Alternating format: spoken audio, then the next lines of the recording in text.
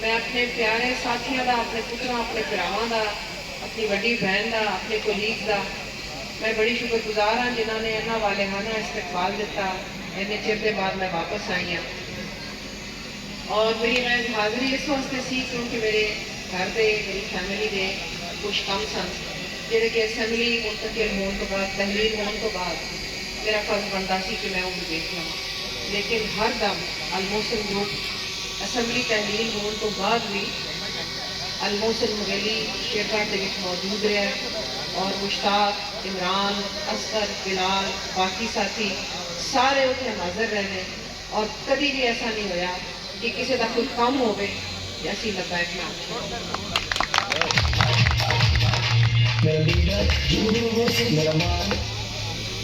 मैं तुहाडे नाल तुहाडी माँ बोली विच अपनी माँ बोली विच गल करना चाहनी हाँ और मैं गल करना चाहनी हाँ सादा जिहड़ी सब नूं समझ भी आवे, दिल विच भी उतरे, क्योंकि अल मोहसिन ग्रुप का एक शेवाए सच्चाई सच वही बोल सकता है। मेरे भरावों, पुत्रों, मेरे बजुर्गों, मेरी बाजी, मेरिया भैणां जिंदे कोल कोई लुकाउण दी शै ना होवे, जिंदा मन साफ होवे, जिंदा दिल साफ होवे, सच कोई बोल सकता है। मेरा ख्याल है कि यह जड़ा इत्थे हल्का है, बल्कि मैं आखांगी जिला ओकाड़ा, इहदे विच कोई बंदा ऐसा है जड़ा आख सकता है, आमने सामने खलो के आख सकता है कि बीबी तू सियासत इस वास्ते करनी है जड़ी के इबादत नहीं, जड़ी के अपनी आकबत संवारन वास्ते नहीं, जड़ी के अपने बुजुर्गों का नाम रोशन करने वास्ते नहीं, जड़ी के लाचारां दी मोहब्बत वास्ते नहीं। अगर कोई है इस ओकाड़े जिले में मेरे सामने ले आओ। मैं साडा मिशन सी, मेरे वालिद साहब ने मुबशर की इलेक्शन हो रही सी, बलदियाती इलेक्शन चेयरमैनी की शेरगढ़, सजाद हैदर अपने भरा उन्होंने इको भरा सी, इको भरा, कोई बहन नहीं सी, इको भरा उन्होंने छोटा सजाद हैदर। उन्होंने इलेक्शन जो उन्होंने अनाउंस होना तो उन्होंने आख्या भाई सजाद मेरे दफ्तर आ जाए, एक उन्होंने चैक लिख के देना सजाद हैदर शाह ने, उनके बाद उन्होंने दुआ देनी, लेकिन उन्होंने सियासत में कभी नहीं दखलंदाजी करते। ए मुबशर की इलेक्शन जो हुई है 2015 में पहली बारी मेरे वालिद साहब ने सियासी तकरीर की अपनी अल मोहसिन ग्रुप की सियासत की गल कर रही सां। मुबशर के इलेक्शन वास्ते मेरे वालिद साहब ने उत्थे यूनियन काउंसिल की बिल्डिंग जड़ा सा आप अपनी जाती गिरह तो बनवाई सी, उत्थे ना तकरीर की। उन्होंने तकरीर का लुबे लुबाब एक सी,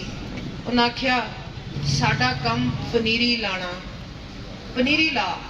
मैनू भी उन्होंने यह हिदायत सी पुत्र पनीरी ला, स्कूल बना के खिदमत करना पनीरी लाना,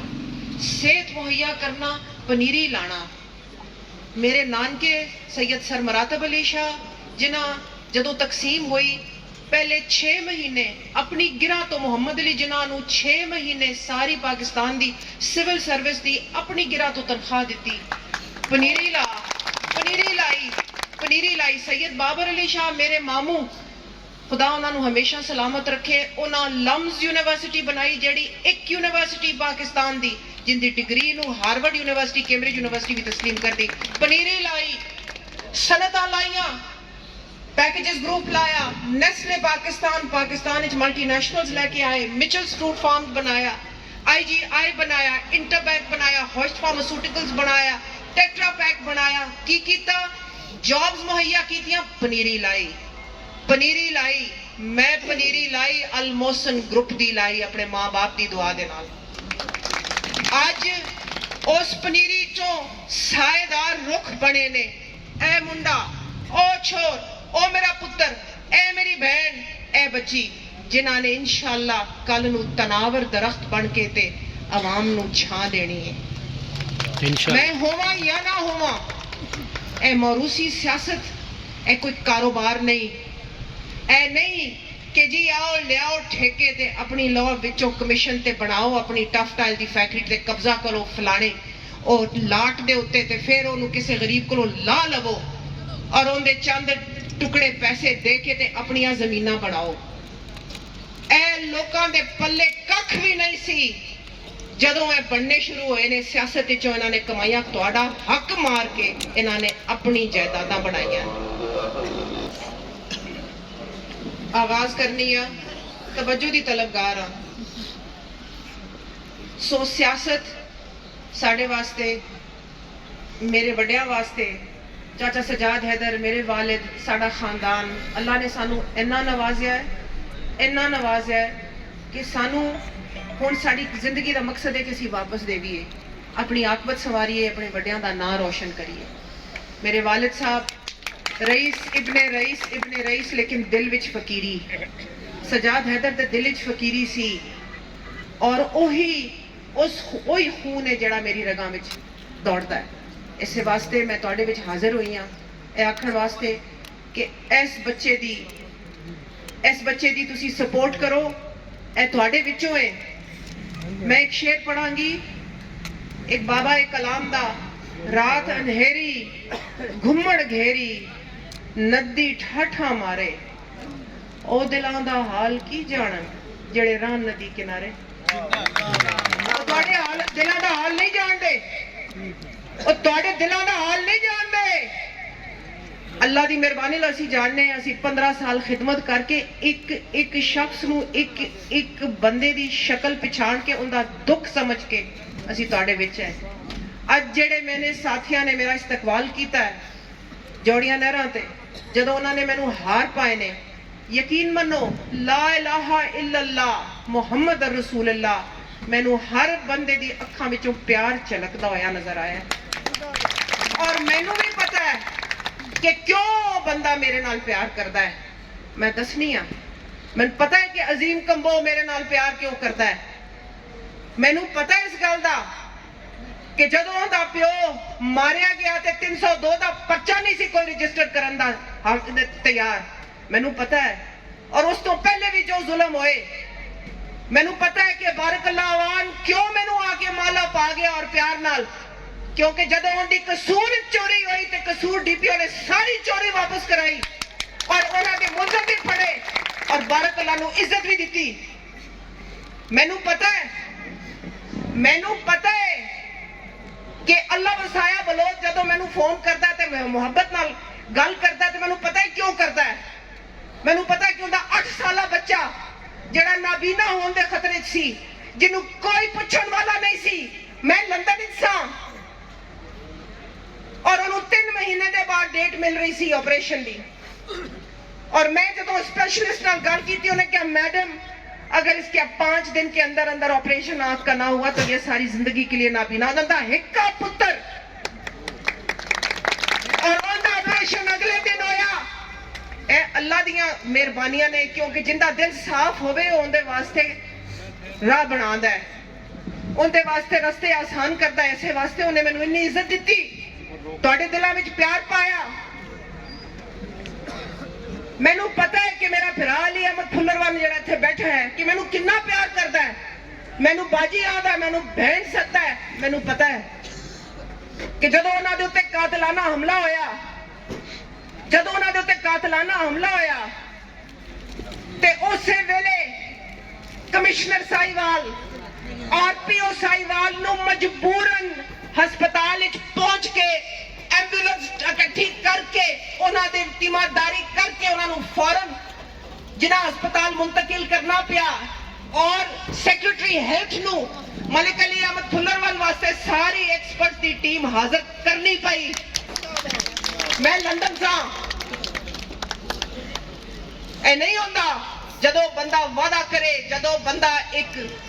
गल दे उत्ते कायम रवे अपनी गल दा पैरा देवे ते ओ जिथे भी होवे ओ गल दा पैरा देंदा है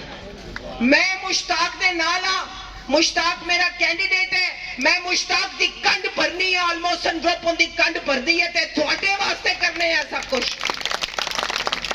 मैं ओ शेर आख्या कि ओ दिलां दा हाल की जानन जेड़े रान नदी किनारे इस बंदे नूं भी बिल आंदा बिजली दा जेड़ा तुहानूं आंदा है इस बंदे नूं भी स्कूल फीसां देनियां पैंदियां ने जिहड़ी तुसीं देंदे हो अपने बच्चों दियां ए बंदा भी उसे दाम पेट्रोल भरांदा है अपनी गड्डी जिवें तुसीं भरांदे हो इहनूं भी पता है इहनूं भी दर्द है इहनूं पता है ते उन्हां जिन्हां सरकारी खातियां सारे काम करने ने उन्हां नूं क्या पता उन्होंने क्या पता। और जो अजकल के हालात ने, यकीन मनो मैं लाहौर तो इत्थे आई हूं मुल्तान रोड के उत्ते जिथों हुणे ही एडे वड्डे वड्डे जलसे जुलूस निकले ने, एक झंडा नहीं मैनू नजर आया, एक झंडा नहीं मैनू नजर आया। क्यों नहीं आया? असी पागल है, असी अनजान बच्चे हैं। एक पार्टी का जिंदा झंडा शायद लोग लाना चाहन उनकी इजाजत नहीं, ते दूसरी का लोग लाना नहीं चाहते। गल तो यह है, सच्ची गल करो, सच्ची गल करो, ईमानदारी की गल करो, आजाद हो जाओ। तुसी आजाद हो,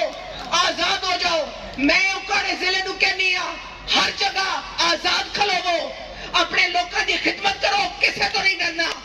किसे तो नहीं डरना। असी शहर है, असी रल जाइए, असी सारे शहर है, असी हिक्को ताक खलोविए, असी अपनी गल दा पहरा देविए, असी अपना तहफ्फुज़ आप करिए, सानू कोई नहीं रोक सकता। इंशाअल्लाह ताला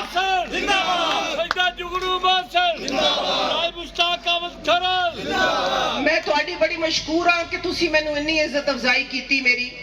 कि 2018 की तरह तुसां दोबारा मैनू आख्या कि तुसी नैशनल असैम्बली का इलैक्शन लड़ो, जिवें मैं 2018 में तुहाडे आखण ते प्रोविंशियल असैम्बली का इलैक्शन लड़िया सी। मैं इस चीज से गौर जरूर करांगी, मैं